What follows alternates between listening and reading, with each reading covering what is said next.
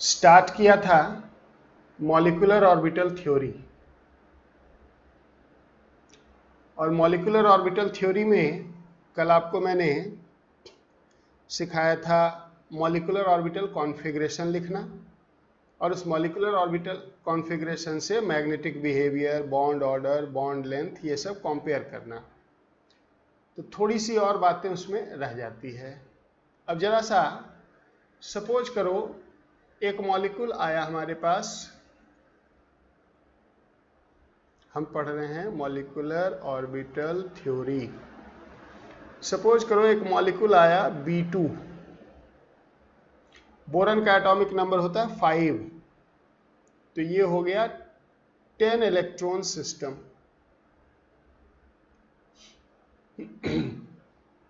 अब देखो ये लाइटर मॉलिक्यूल आ गया, इसमें सेकंड वाला सीरीज लगेगा ना बच्चे? ऑक्सीजन एंड हेवियर में फर्स्ट वाला सीरीज और लाइटर मॉलिक्यूल में सेकंड वाला सीरीज। तो जब सेकंड वाला सीरीज इसमें अप्लाई करेंगे तो इसका मॉलिक्यूलर ऑर्बिटल कॉन्फ़िगरेशन क्या होगा? मॉलिक्यूलर ऑर्बिटल कॉन्फ़िगरेशन होगा sigma 1s2, sigma star 1s2, sigma 2s2, sigma star 2s2। अब देखो इसके बाद हेवियर में सिग्मा 2px आता है, यहाँ पे सिग्मा 2px नहीं आएगा, यहाँ पे आएगा पहले पाई 2px, पाई 2py, तब जाके आएगा सिग्मा 2pz, फिर आता है pi star 2px, pi star 2py, और तब जाके आता सिग्मा स्टार 2pz। यहां तक देखो हो गया 8 इलेक्ट्रॉन, बचा 2, 9, 10। ये है B2 का MO कॉन्फ़िगरेशन। और अगर इसका बॉन्ड ऑर्डर निकालें अब, तो देखो 2, 4, 5, 6 bonding -4 anti bonding by 2, bond order 1 हो गया। ये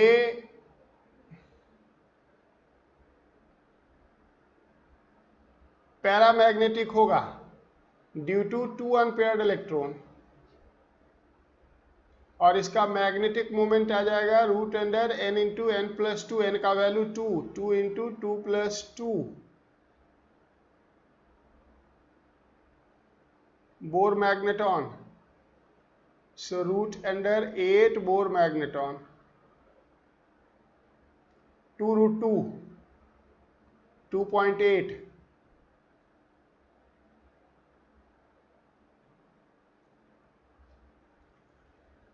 सपोज करो बाय मिस्टेक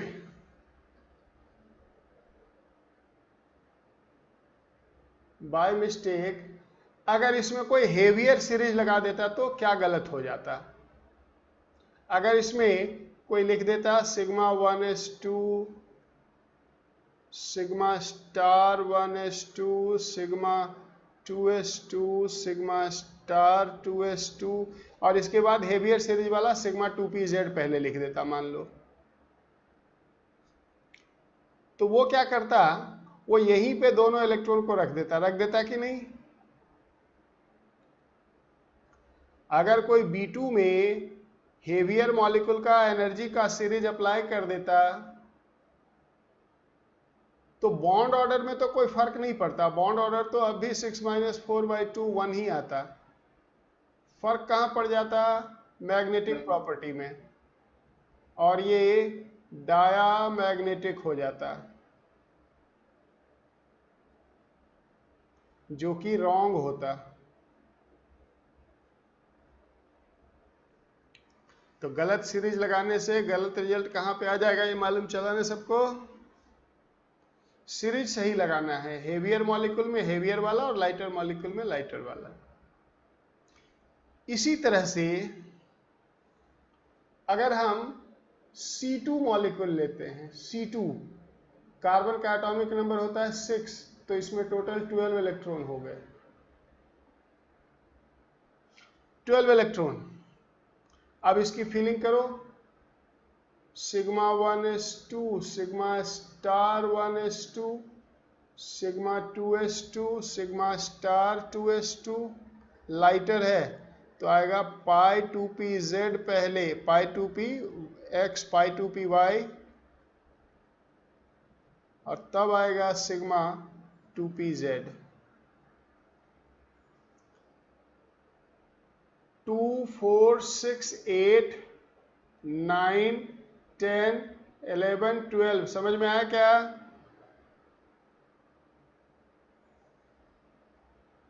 अरे आया क्या? और इसलिए इसका बॉन्ड ऑर्डर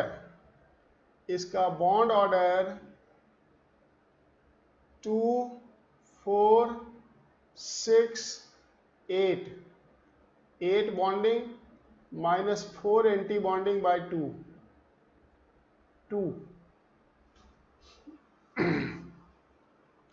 बॉन्ड ऑर्डर 2, और ये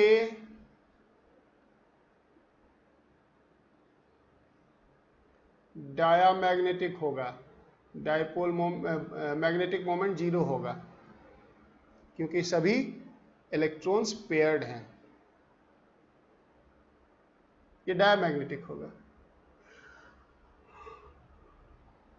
समझ गए ना? तो बॉन्ड ऑर्डर 2 हो जाएंगे। अब एक और बात जरा सुन लो, बॉन्डिंग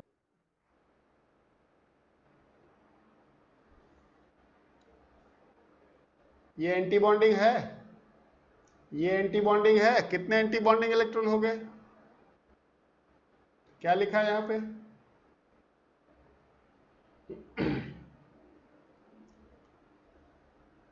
अब एक बात सुनेंगे, मॉलिक्यूलर ऑर्बिटल थ्योरी कहता है कि बॉन्डिंग के बराबर अगर एंटी बॉन्डिंग हो जाए तो बॉन्ड ऑर्डर 0 हो जाएगा, और बॉन्डिंग एंटी बॉन्डिंग इक्वल हो जाए तो 0 हो जाएगा या नहीं? तो मॉलिक्यूलर ऑर्बिटल थ्योरी कहता है कि इस बॉन्डिंग को ये वाला एंटी बॉन्डिंग कैंसिल कर देता, बॉन्ड नहीं बनाने देता। इस बॉन्डिंग को ये एंटी बॉन्डिंग कैंसिल कर देता, बॉन्ड नहीं बनाने देता। तो जो बॉन्ड बन रहा है वो सिर्फ इनके वजह से बन रहा है। समझ में आ रही है बात सबको? ये जो बॉन्डिंग मॉलिक्यूलर ऑर्बिटल में जो 4 इलेक्ट्रॉन बैलेंस बच गए, इसका ऑपोजिट एंटी बॉन्डिंग नहीं है और इसीलिए ये बॉन्ड बना रहे हैं, और इसी के वजह से ये जो आया है 4 - 2/2, 4 इलेक्ट्रॉन 2 बॉन्ड बना रहा है। सुन रहे हो? अरे ये 4 इलेक्ट्रॉन है बॉन्डिंग में, एक बॉन्ड में 2 इलेक्ट्रॉन लगता है, तो 4 इलेक्ट्रॉन कितने बॉन्ड बना रहे हैं? 2 बॉन्ड बना रहे हैं। इतनी बात समझ में आई? मैंने क्या कहा आपको? अब देखो, इसके बेसिस पे हम कह सकते हैं यहां पे कि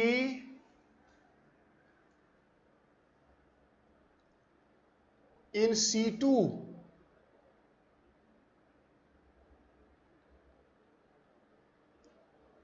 electrons of pi molecular orbital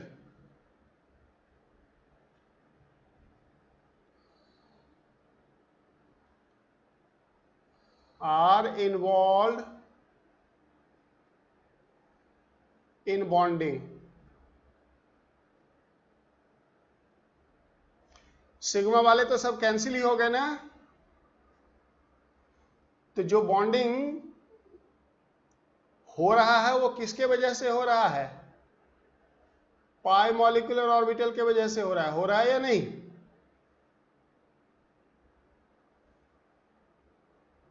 और पाई मॉलिक्यूलर ऑर्बिटल कैसा बॉन्ड बनाएगा? पाई बॉन्ड बनाएगा। तो कार्बन C2 में जो 2 बॉन्ड ऑर्डर आया, जो 2 बॉन्ड है वो दोनों बॉन्ड पाई नेचर का है, इसमें सिग्मा बॉन्ड है ही नहीं। समझ में आया कुछ मैंने क्या कहा? इन situ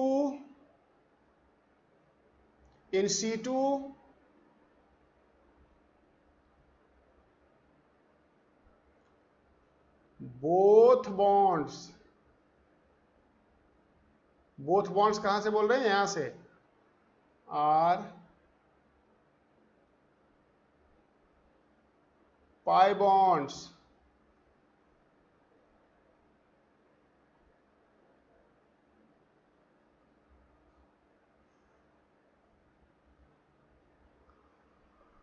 ये लास्ट ईयर क्वेश्चन था कि किस मॉलिक्यूल में केवल पाई बॉन्ड है according to molecular orbital theory. यही है। ये बात समझ में आया सबको? अगर ये समझ में आया तो ये तो एग्जाम में आ गया है, तो तुरंत फिर इसके आने की पॉसिबिलिटी थोड़ी कम है। लेकिन कॉन्सेप्ट है ये देखो जरा, B2 को जरा जाके देखो, ध्यान से देखना। B2 में ये देखो, ये सिग्मा इस पाई को, सॉरी, ये सिग्मा इस पाई को कैंसिल कर दिया, ये सिग्मा इस, ये बॉन्डिंग, ये एंटी बॉन्डिंग को कैंसिल किया, ये सिग्मा बॉन्डिंग, ये सिग्मा एंटी बॉन्डिंग को कैंसिल किया। जो बच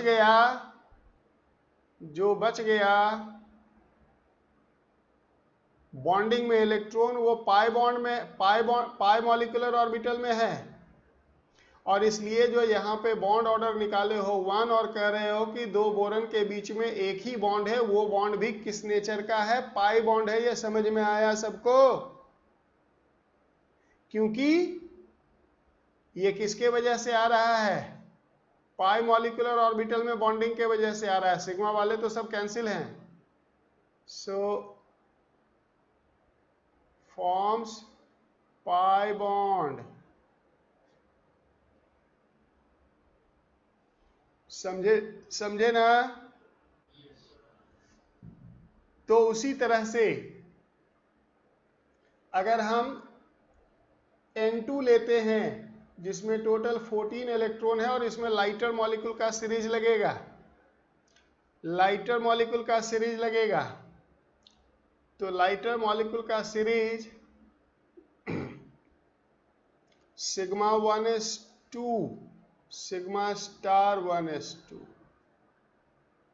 sigma 2s2, sigma star 2s2,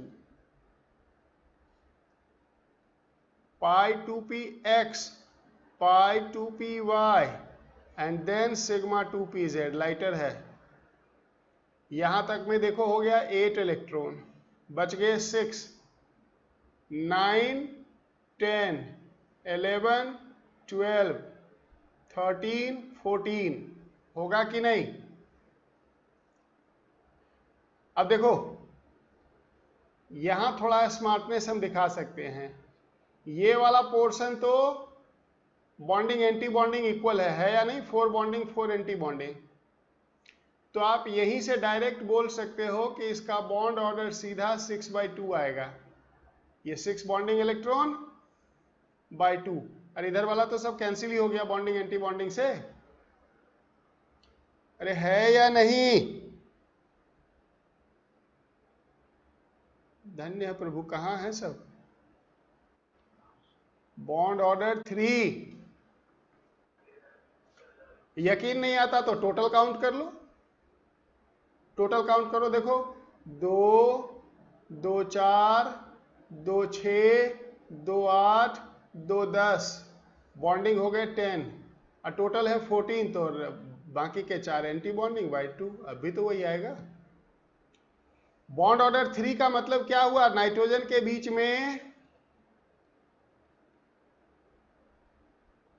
3 bonds are there in N2। N2 में 3 बॉन्ड हैं, 2 नाइट्रोजन के बीच में 3 बॉन्ड हैं।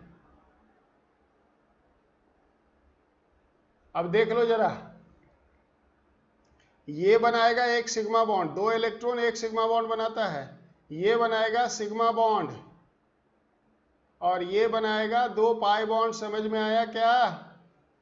और इसलिए इसमें एक सिग्मा बॉन्ड है और 2 पाई बॉन्ड है। इस तरह से देखना है एमओटी को। ये बात हो गई। अब इसके बाद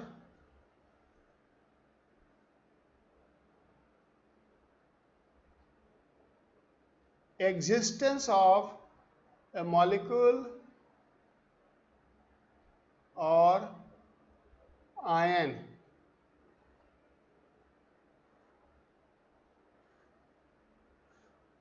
एक सिचुएशन लो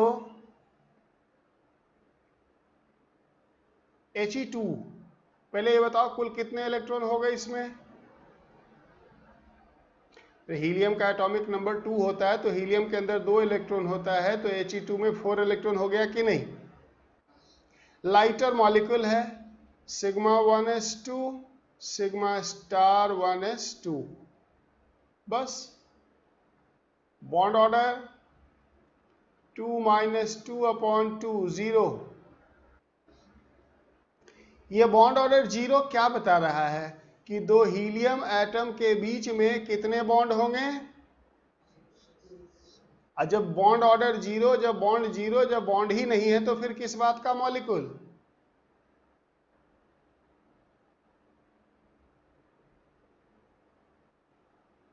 नो बॉन्ड्स। इसका मतलब ये दोनों इंडिपेंडेंट आइसोलेटेड एटम के फॉर्म में एग्जिस्ट करता है, मॉलिक्यूल के फॉर्म में एग्जिस्ट नहीं करता। सो exist as independent isolated atoms, not as molecules। तो कोई भी मॉलिक्यूल या आयन एग्जिस्ट करे उसके लिए बॉन्ड ऑर्डर का नॉन जीरो होना जरूरी है। सही बात है या नहीं। सो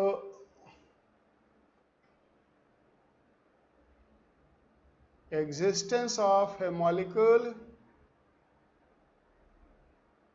or ion bond order must be not equal to 0।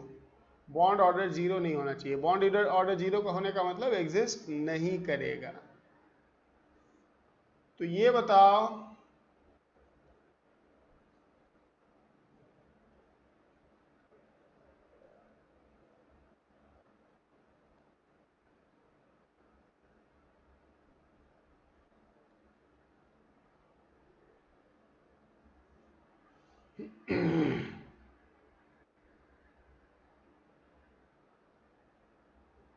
इसमें कौन कौन से मॉलिक्यूल या आयन नॉन एग्जिस्टेंट है। आंसर मोर देन 1 हो सकता है। सेलेक्ट द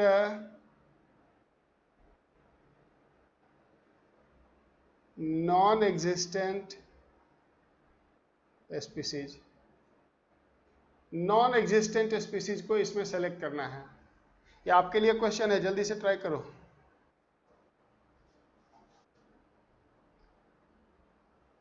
कौन बताएगा सबसे पहले।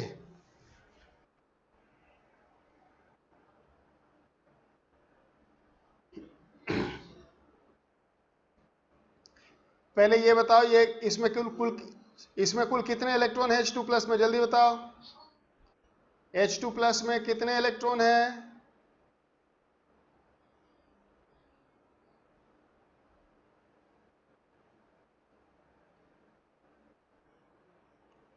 ये कौन है, वंश्री केकन।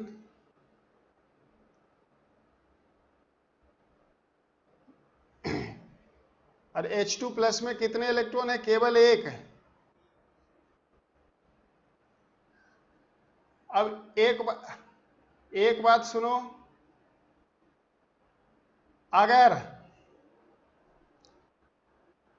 अगर किसी के पास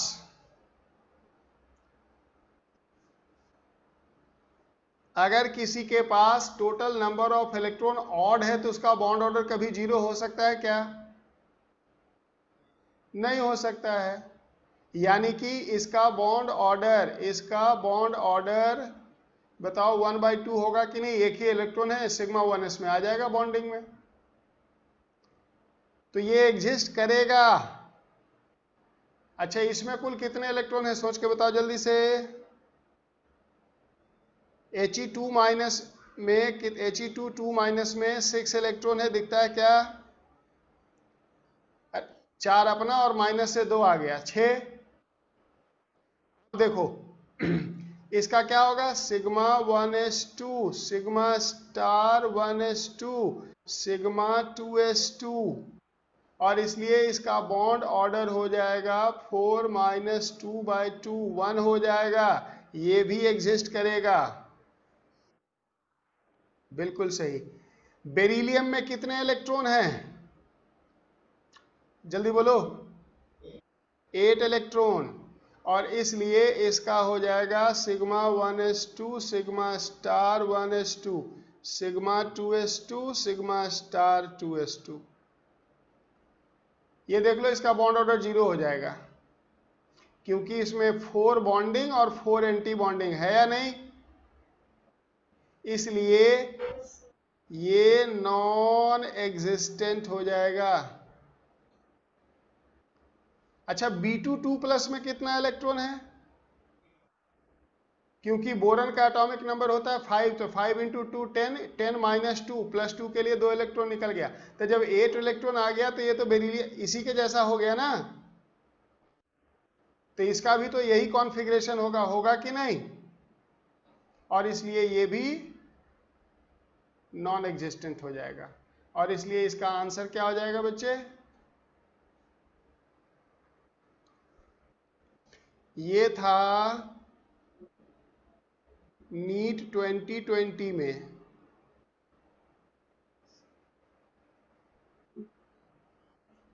समझा क्या? तो कर लेंगे ना ये सब क्वेश्चन, आएगा तो ठीक है। तो एग्जिस्टेंस हमने देख लिया मॉलिक्यूलर ऑर्बिटल थ्योरी में। अब इसके बाद इसमें कुछ अभी तक जो भी हमने देखा वो होमोन्यूक्लियर डायटोमिक मॉलिक्यूल देखा। होमोन्यूक्लियर डायटोमिक यानी कि दोनों आइडेंटिकल एटम थे। अब जरा एक दो केस सुपरफिशियली हमें देखना है।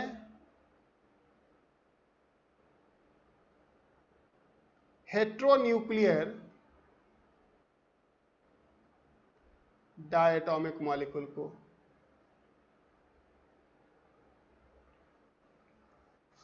जिसमें कि डिफरेंट एटम हों। जैसे एक एग्जाम्पल लेते हैं हम NO का। अगर आपसे मैं पूछूं कि NO में कुल कितना इलेक्ट्रॉन है, जल्दी से जोड़ के बताओ। Total how many electrons in NO? इतना देर लगाता है, जल्दी। 15, 7 नाइट्रोजन में और 8 ऑक्सीजन में 15। अब सुनो, करना क्या है, आपको ढूंढना है कोई एक होमोन्यूक्लियर जिसमें 15 इलेक्ट्रॉन होता है। देखो मैं बताता हूं कहां होता है 15। चेक करना जरा, O2+ में कितना होता है। अरे 15 होगा कि नहीं? क्योंकि न्यूट्रल O2 में हो जाएंगे 16, उसमें से एक निकालेंगे तो प्लस आ जाएगा 15। तो हेट्रोन्यूक्लियर में नंबर ऑफ इलेक्ट्रॉन देख के और फिर उसको देखना है कि होमोन्यूक्लियर में ये किसके साथ आइसो इलेक्ट्रॉनिक है, यानी कि होमोन्यूक्लियर में कौन सा स्पीसीज है जिसमें उतने ही इलेक्ट्रॉन हैं, और इसलिए जो प्रॉपर्टी अब इसका होगा वही इसका होगा। समझा क्या? अब देखो, इसके लिए तो अपने को पता है कि ये हेवियर मॉलिक्यूल है, तो हेवियर वाला सीरीज लगेगा। Sigma 1s2 sigma star 1s2 sigma 2s2 sigma star 2s2 heavier है, सिग्मा 2pz पहले आ जाएगा 2। देखो कितना हो गया, 2 2 4 2 6 2 8 2 10, अब तक हो गए 10। इसके बाद आता है पाई 2px, पाई 2py, 10 हो गए थे, 11 12 13 14। इसके बाद आता है pi star 2px, pi star 2py, और इसमें आ जाएंगे 1। यानी कि इसका कॉन्फ़िगरेशन वही होगा जो O2 प्लस का होगा। और बॉन्ड ऑर्डर निकालोगे तो बॉन्ड ऑर्डर आ जाएगा 2 2 4 2 6 2 8 2 10, 10 minus 5 by 2, it is 2.5।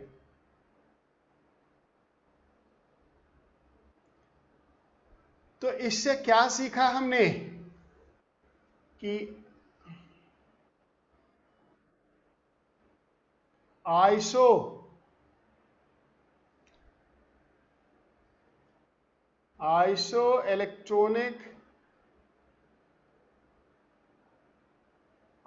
Electronic species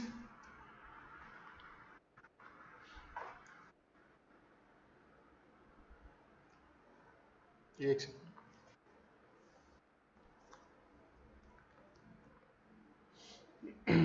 isoelectronic species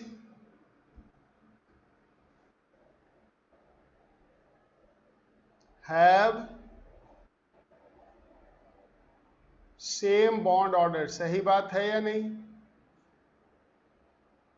isoelectronic का मतलब same number of electron, isoelectronic का मतलब हो गया equal number of electrons.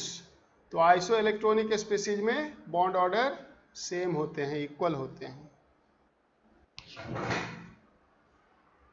So have same bond order. ठीक हो गया। अब जरा एक और लेते हैं इसमें, कार्बन मोनोऑक्साइड। काउंट करके बताओ कुल कितने इलेक्ट्रॉन, जल्दी बोलो कितने इलेक्ट्रॉन इसमें? 14 इलेक्ट्रॉन होमोन्यूक्लियर में किसके पास होता है?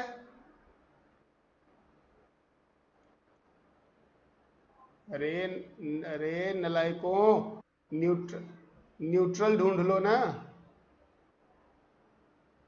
N2। और इसलिए इसका प्रॉपर्टी वही होगा जो N2 का होगा। अब N2 में आपको पता है, अभी अभी आपको दिखाया है कि इसका बॉन्ड ऑर्डर 3 था, याद है ना?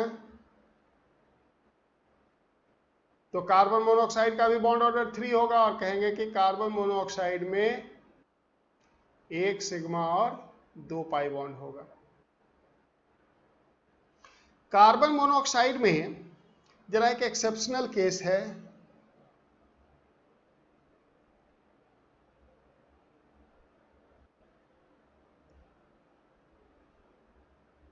उसको देखना। कार्बन मोनोऑक्साइड का जब हम कॉन्फ़िगरेशन लिखते हैं, कार्बन मोनोऑक्साइड का जब हम कॉन्फ़िगरेशन लिखते हैं, मॉलिक्यूलर ऑर्बिटल कॉन्फ़िगरेशन, तो हम लिखते हैं sigma 1s2, sigma star 1s2, sigma 2s2, sigma star 2s। नहीं, यही तो एक्सेप्शन है। इसका सिग्मा स्टार 2s भी आगे चला जाता है, यही एक्सेप्शन है इसमें। सिग्मा 2s बॉन्डिंग के बाद आ जाता है पाई 2px, पाई 2py, फिर सिग्मा 2pz, क्योंकि ये लाइटर है, और यहाँ जो सिग्मा स्टार 2px था वो यहाँ आ जाता है, सिग्मा स्टार 2p2s। अरे नॉर्मली उसको यहाँ होना था ना। तो कार्बन मोनोऑक्साइड में एंटी बॉन्डिंग वाला जो 2s एंटी बॉन्डिंग वाला है वो सिग्मा 2p के भी आगे हो जाता है। इसके बाद फिर नॉर्मल आ जाएगा pi star 2px, pi star 2py, और फिर सिग्मा स्टार 2pz हो जाएगा। ये देखो इसमें चेंज क्या आया है, ये चेंज आया है, इसको होना यहां था, यहां पे था, लेकिन ये यहां से उठ के यहां चला जाता है। अब इलेक्ट्रॉन का फिलिंग करो, टोटल 14 हो गए हैं, 2 2 4 2 6 2 8 2 10 2 12 2 14 ऐसे होंगे। बॉन्ड ऑर्डर में कोई फर्क नहीं पड़ेगा, बॉन्ड ऑर्डर यही आएगा। बॉन्ड ऑर्डर इसका आएगा, देखो 2 2 4 2 6 2 8 2 10 10 -4/2, बॉन्ड ऑर्डर 3 ही आएगा। फर्क कहां आ जाता, क्यों हम इसको अलग से पढ़ रहे हैं? एक बार एक क्वेश्चन आया था कि CO+ का बॉन्ड ऑर्डर क्या होता है। यहां पे अगर सीरीज नहीं पता होगा तो गलत हो जाएगा। देखो कार्बन CO+ का मतलब न्यूट्रल CO से एक इलेक्ट्रॉन निकालना है। कहां से निकालेंगे? यहां से, लास्ट ऑर्बिट से निकालते हैं इलेक्ट्रॉन, लास्ट मॉलिक्यूलर ऑर्बिटल से। तो लास्ट मॉलिक्यूलर ऑर्बिटल यहां है, और इसलिए CO+ का कॉन्फ़िगरेशन क्या हो जाएगा? हो जाएगा σ1s2 σ*1s2 σ2s2, इसके बाद आ जाएगा π2px2 π2py2 σ2pz2 and then σ*2s1। यहां से एक निकाल दिया तो बॉन्ड ऑर्डर क्या आ जाएगा? देखो 2 4 6 8 10 बॉन्डिंग में है 10, एंटी बॉन्डिंग में है 2 और 1 3 केवल।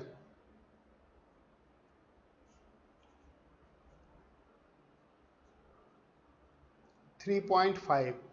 अगर कोई गलती से, अगर कोई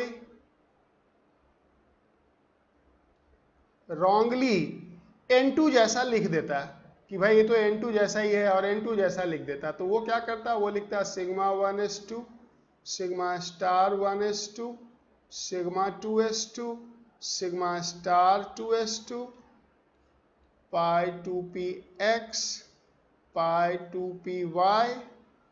देखो 2 4 6 8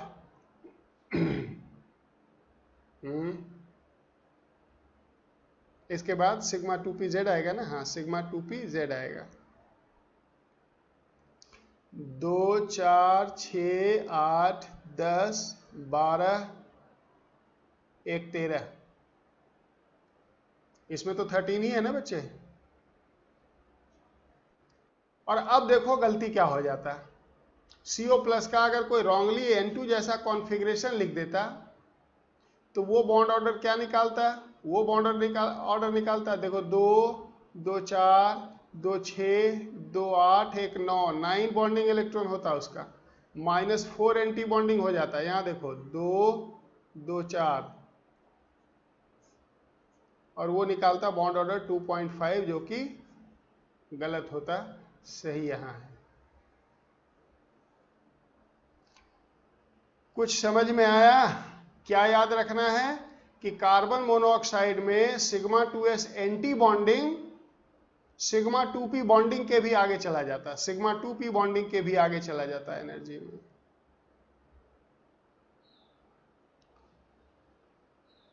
तो ये है कहानी। अब जल्दी से 2 मिनट हम सुनेंगे कि ये 2 सीरीज है क्यों 2 अलग अलग सीरीज है। लाइटर मॉलिक्यूल में क्यों डिफरेंट सीरीज लगता है, हेवियर मॉलिक्यूल में क्यों डिफरेंट सीरीज लगता है। अब जरा सा उस पॉइंट को 2 मिनट, वो थोड़ा सा कॉम्प्लेक्स है, थोड़ी मुश्किल बात है, कोशिश करेंगे समझने का।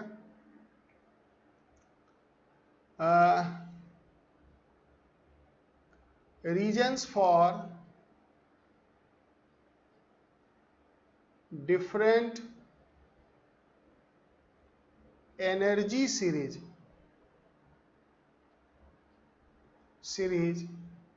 For heavier lighter species. क्या कारण है? सबसे पहले तो मॉलिक्यूलर ऑर्बिटल की एनर्जी आता कहां से है, तो कैलकुलेशन से आता है। क्वांटम मैकेनिक्स में मॉलिक्यूलर ऑर्बिटल की एनर्जी थ्योरेटिकली कैलकुलेट होता है और उससे जो वैल्यू आता है उसको हम आइडियल वैल्यू कहते हैं। तो ideal order of energy of molecular orbital वही है जो हेवियर मॉलिक्यूल का था, sigma 1s, sigma star 1s, sigma 2s, sigma star 2s, sigma 2pz, पाई 2px, पाई 2py, pi star 2px, pi star 2py, sigma star 2pz। यह है ideal order of energy और heavier series में यही लग जाता है। तो चेंज बेसिकली लाइटर सीरीज में हो जाता है, हेवियर सीरीज में तो वही है जो थियोरेटिकली हम कैलकुलेट करते हैं। अब देखो, अगर हम सेकेंड पीरियड का एलिमेंट देखें तो सेकेंड पीरियड स्टार्ट होता है लिथियम से। Lithium, beryllium, boron, carbon, nitrogen, oxygen, fluorine. और जब हम लेफ्ट टू राइट जाते हैं तो इलेक्ट्रोनिगेटिविटी इंक्रीज करता है, ये भी आपको मालूम है, ध्यान से सुनना। और इन सब में कौन सा ऑर्बिटल भरा जा रहा है, 2s एंड 2p। लिथियम होगा 2s1, बेरिलियम होगा 2s2, बोरन हो जाएगा 2s2 2p1, कार्बन हो जाएगा 2s2 2p2, like that 2s and 2p orbital भरा जाएगा। ध्यान से सुनो, मॉलिक्यूलर ऑर्बिटल की एनर्जी कैलकुलेट करते समय, मॉलिक्यूलर ऑर्बिटल की एनर्जी कैलकुलेट करते समय यह कंसीडर किया गया था कि एक एटम का s ऑर्बिटल दूसरे के s के साथ कंबाइन करता, एक का p ऑर्बिटल p के साथ कंबाइन करता।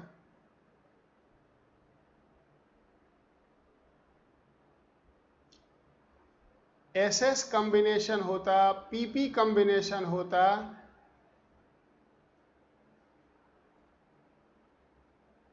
it was assumed in calculating energy of molecular orbital that SS and PP combination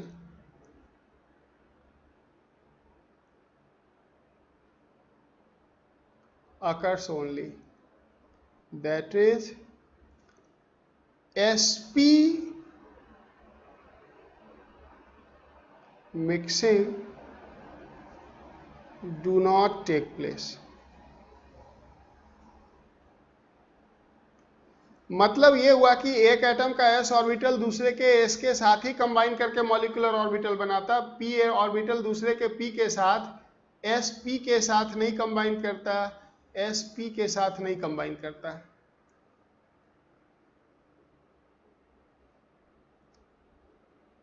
अब सुनोगे, जैसे जैसे इलेक्ट्रोनिगेटिविटी बढ़ता है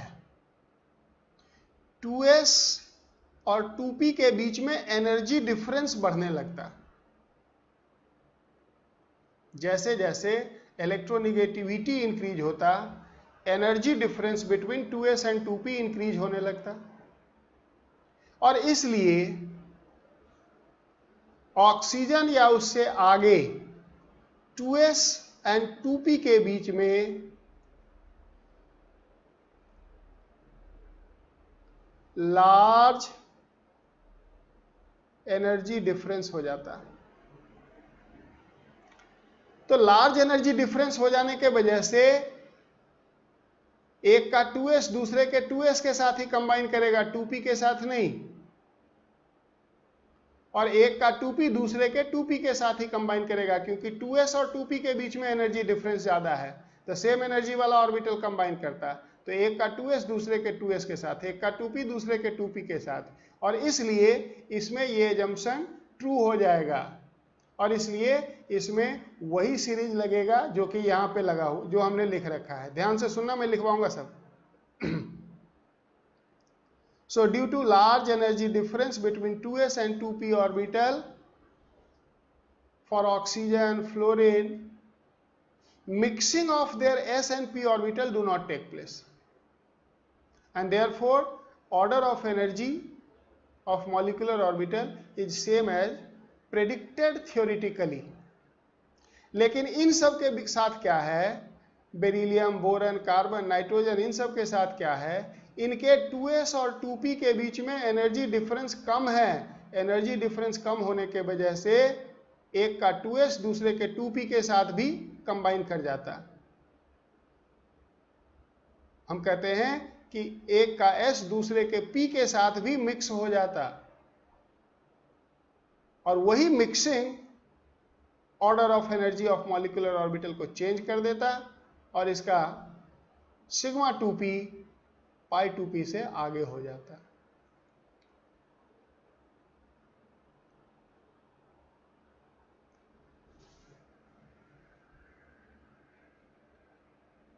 small energy difference, hence S and P mixing takes place। और S और P मिक्सिंग अगर होने लगा तो ये वाला एजम्पशन वहां पे नहीं रह जाएगा, और इसलिए order of energy of molecular orbital change हो जाएगा। जरा इसको पॉइंट वाइज लिख देते हैं।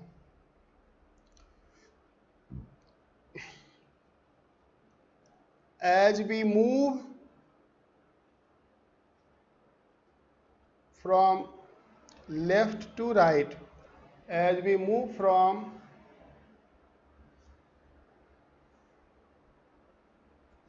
left to right in period, electronegativity increases, hence the difference in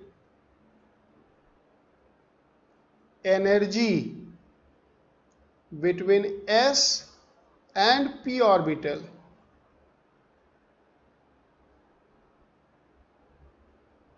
increases।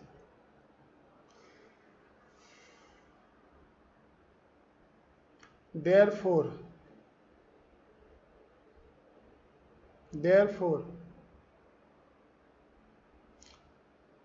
S and P combination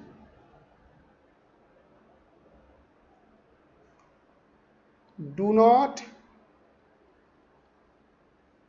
take place. S and P combination do not take place during formation of molecular orbital, and energy order of molecular orbital is same as predicted theoretically।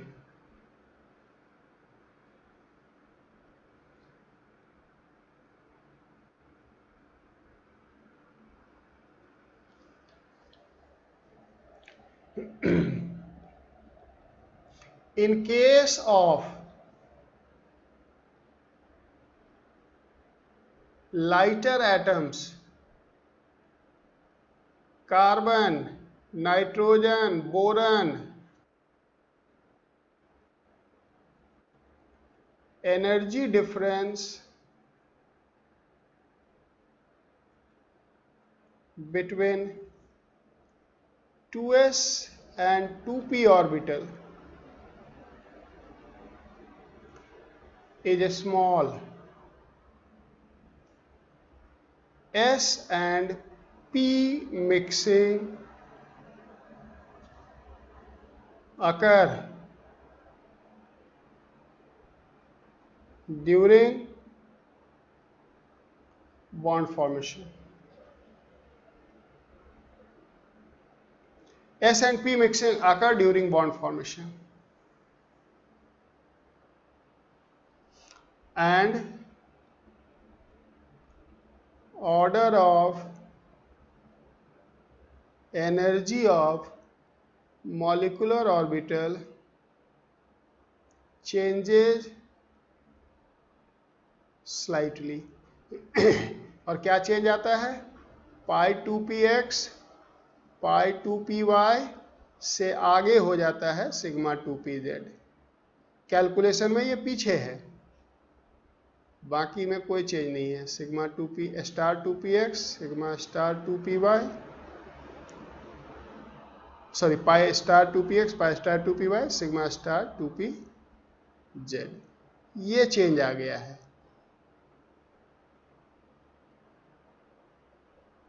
तो ये एक concept है. तो देखो बड़ा बढ़िया सा question इसमें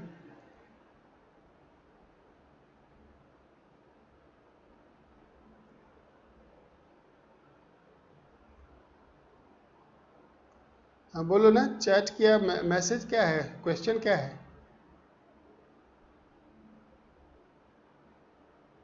बताओ बच्चे.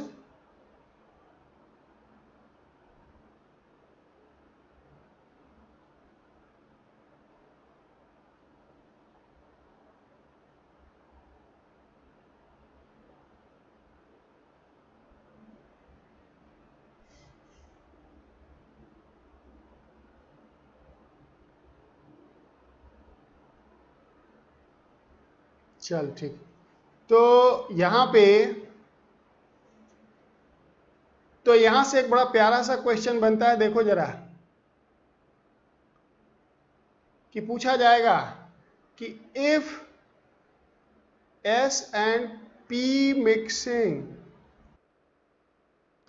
if S and P mixing is not considered,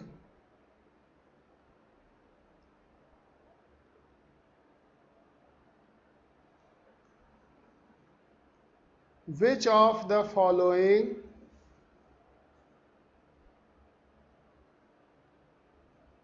will be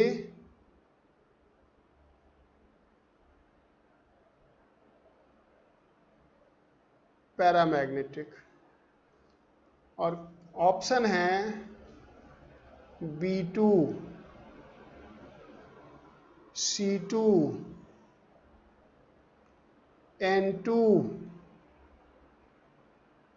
और क्या ले लें?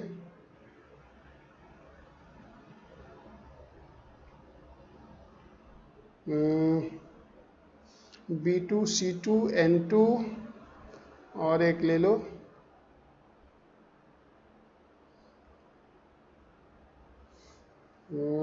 कौन सा ले ले? F2 ले लो.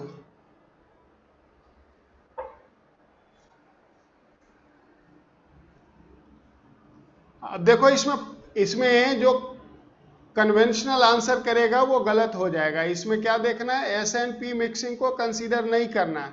तो एस और पी मिक्सिंग को अगर कंसीडर नहीं करेंगे तो हेवियर वाला सीरीज ही सब में लगा देना है. ये बात समझ में आई सबको? सब में हेवियर वाला सीरीज लगा देना है.